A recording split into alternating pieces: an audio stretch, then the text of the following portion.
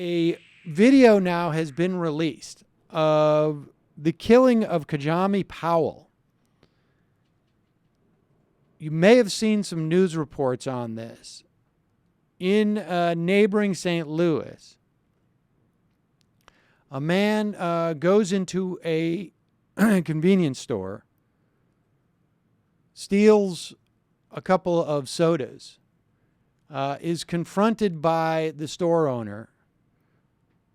He throws the stuff down on the ground. The store owner sees that the guy is acting erratically, follows him out, and then calls the police. Another person apparently reported this as well and indicated to the police that the man had a knife and was walking around in circles talking to himself.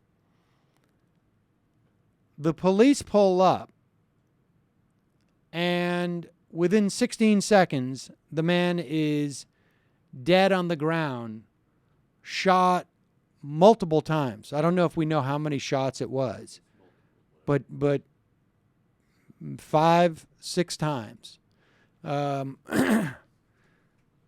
It's, and the video has now been released, and it again. They proceed to cuff him when he's dead on the ground.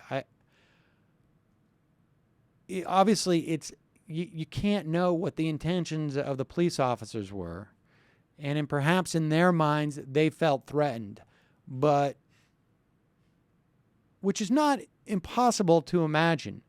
But the nature of the threat was clearly something that properly trained police officers would have been able to deal with that threat in a much better situation. I mean, there is a real problem here. And they felt threatened because they're trained to feel threatened. There's something to that. We'll talk about this in the better half. I mean, I can tell you with conversations I had with police officers in the lead up to the RNC in 2004 in the city, and they were being, I don't know if trained is the right word, but they were being primed for an all-out battle. That they were basically going to deal with terrorists, street fighters. Not terrorists. I like mean, they fighters. were talking about, yes. Like and they were just anarchists are going to come yes, and throw Molotov yes, cocktails yes. and deface property. And, the bottom line is, well, we'll talk about this in a minute, but I mean, we're spending billions of dollars equipping these police departments with up-armored vehicles to withstand landmines. We're spending billions of dollars to equip these police departments with long-range audio devices. If a fraction of this money was spent on providing further training for police officers on how to deal with people who clearly have mental issues, who